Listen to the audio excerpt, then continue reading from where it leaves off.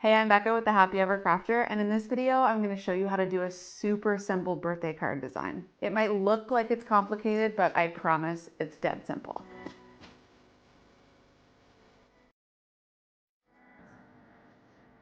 Okay, so first things first, for tools, I have watercolor paper. This is just Strathmore watercolor paper. It's not a super expensive or crazy one, but I like the grit on it. It's a cold press watercolor paper. Then I obviously have some watercolors. These are Ecoline liquid watercolors, and you can really use whatever watercolor you want, but I like the vibrancy of these ones, and I like that I don't have to wet a palette.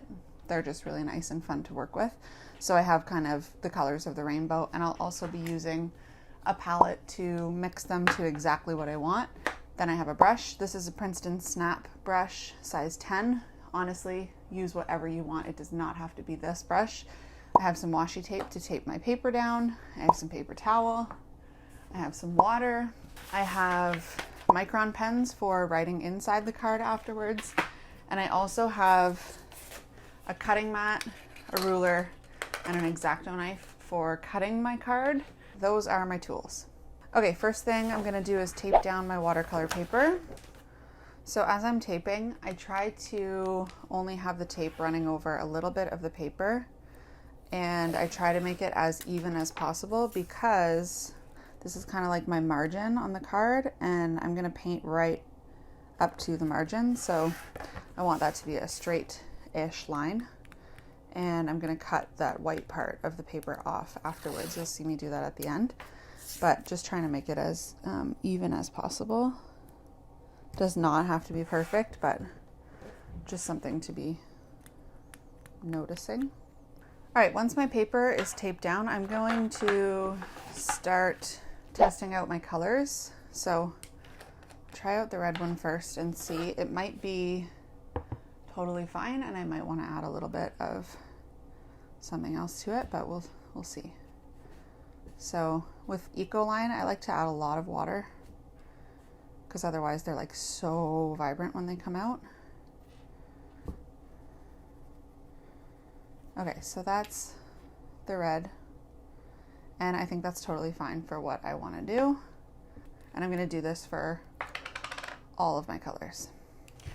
Okay, I've got my colors worked out. I'm going to put this over to the side, and now I'm going to just start painting. So basically all I'm doing is I'm going to start in a row of red balloons, orange balloons, yellow, green, blue, violet, and I'm just going to work my way down the page.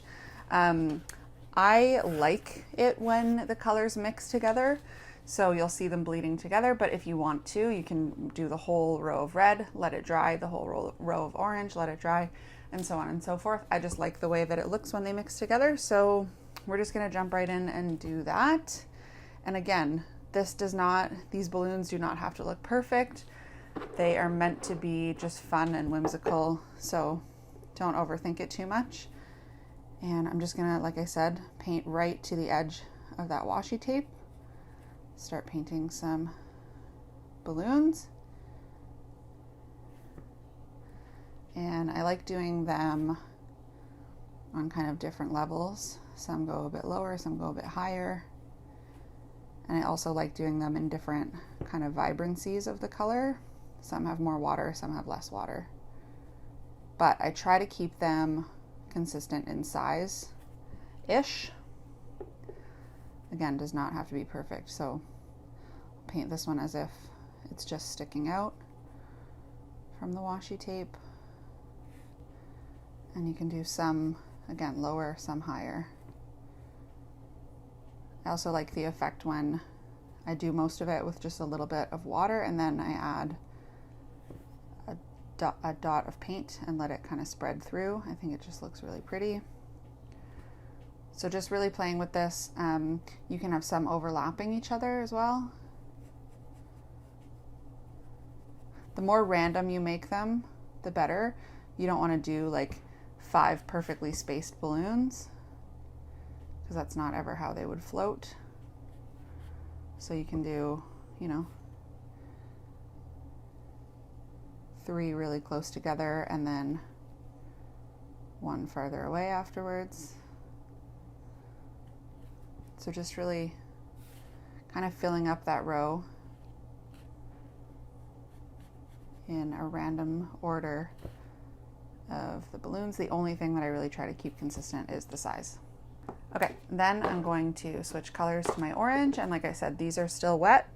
So as I do that, my orange will bleed into the red a little bit, which personally I like, but it's entirely up to you if that's an effect that you want.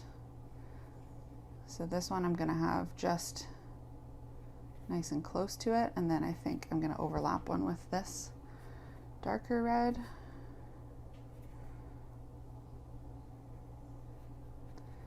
So that this balloon is kind of like in between an orange and a red.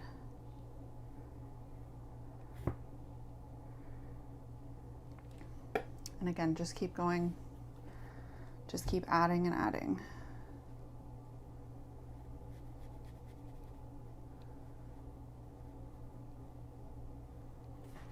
I love that effect when you just touch them together when they're still wet and it just does its own natural blend. So that's kind of what I'm going for when I'm blending, when I'm touching them together like this. I love that look. You might notice at this point too that these higher ones up here are starting to dry, and when they dry the blend looks really pretty. So it always kind of looks a little different than it did when it was wet. And that's one of the magical things about watercolor painting like this. I just noticed that I have splattered some darker paint up on that orange balloon up there. So I'm taking a piece of paper towel and dipping it in my water, ideally clean water, and just dabbing it. So now it's kind of taken away the dark paint, and I'll be able to go back with my orange after and cover that up. But you want to catch it while it's still wet for sure, so good thing I saw that. I think this is one of my favorite blends, blue to purple. Okay, so once I've filled in the whole space, the last thing I do is I kind of just look at it as a whole and see if there's any like big white glaring spots. And I do see one just up in this top corner. So I think I'm just gonna add one more little bit of a red balloon popping out of there. There we go.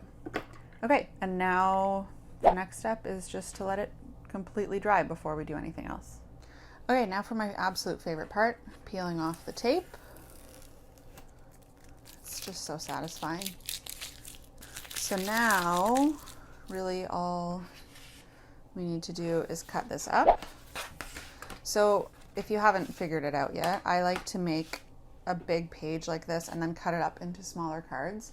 And I don't really plan the sizes of my cards. I kind of just paint it and then cut it into whatever shape I'm feeling inspired by.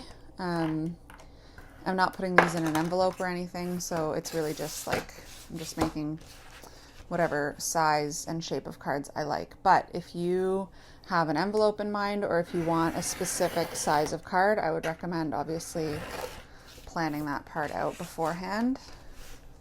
You could also just simply paint one card, like you don't have to make multiple out of one sheet like this, but I just find if I use a whole sheet of watercolor and watercolor paper and make a bunch, then I have a whole bunch of birthday cards saved for later. So, okay, I have the edges off, and now I kind of just need to decide how I want to cut this up. I like making little mini cards for birthdays. Not even going to measure, just going to wing it. I think no matter what, these cards look cute. So let's just go with cutting wherever I feel like it. Okay, so I have 3 cards. Do I like the shape of this? Not really.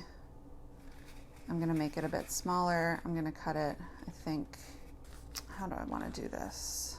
So as you can see in this video, I don't plan these things, and I'm not a perfectionist. So I think I'm gonna cut like this. And then these ones I'll fold in half. It's all about these being, you know, having the handmade feel. I don't need them to be perfect, and neither does your recipient. They want to know this is a handmade card. Okay, so I have 3 that are your typical folded cards, and then I have 3 that are more of like a tag shape. If you wanted to make an extra super adorable one, you could fold one of these in half. I really like the shape of these, and actually what you could do is punch a circle in it to make it an actual tag. You can cut these into whatever shape you want, or you can just leave it like this and write happy birthday and a little note on the back and include it in whatever kind of gift you have. So I don't waste little cut-offs like this. I think they still look really, really cute. But I would say these are my main cards. So the last thing to do now is to write on them. Like I said, I have Micron pens. I'm gonna grab my 0.3. Actually, I'm gonna grab my 0.5. And you could do this in pencil first if you want to. I'm just gonna jump right in and wing it because that's what I do. If you want to get fancy, you can use something like this laser board, or a laser level, or even a ruler if you wanted to. I'm just gonna write with my laser, and I'm gonna make it really, really simple and just write happy birthday on here. Not even gonna measure for centering. If you've never seen this laser before, I have a full review of it actually on my channel. You can go check that out if you want to know more about it. But basically, it just shoots a nice little line across so you can write straight on your cards like that. So there's number 1. Okay, another thing that I really like doing with these cards, specifically on ones where the colors are overlapping like this, I just think it looks really cool to do like an offset outline on them. So not actually following the edges of it super well. And having them overlap on each other again.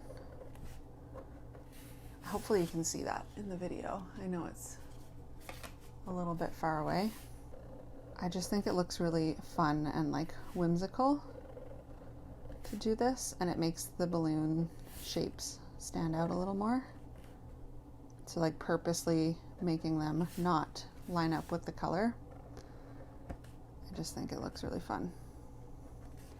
Some of you might absolutely hate that and have a visceral reaction to me not coloring on the lines. And that's fine. You do not have to do this. I just think it looks really fun. Okay, so now on this card, because I've done the outlines on the front, I don't think I'm going to write on the front. I would just write on the inside of this one. Maybe I'll do this one in calligraphy. So I'll just grab my laser board again. And kind of running off the edge of the board here, but that's okay. So I'm going to write happy with my Micron pen, and then I'm going to write birthday with my brush pen.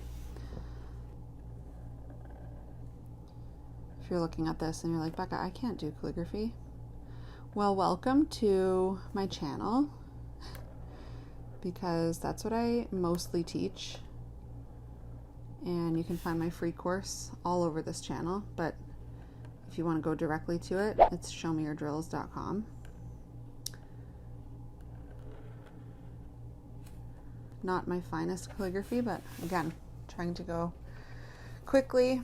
So there's card number 2. And for the third one, if you wanted to get really crazy, another idea that I like to do sometimes is to use these same paints and to write happy birthday with the paint inside. For the purposes of this video, I'm not going to do that because it's just going to take way too long.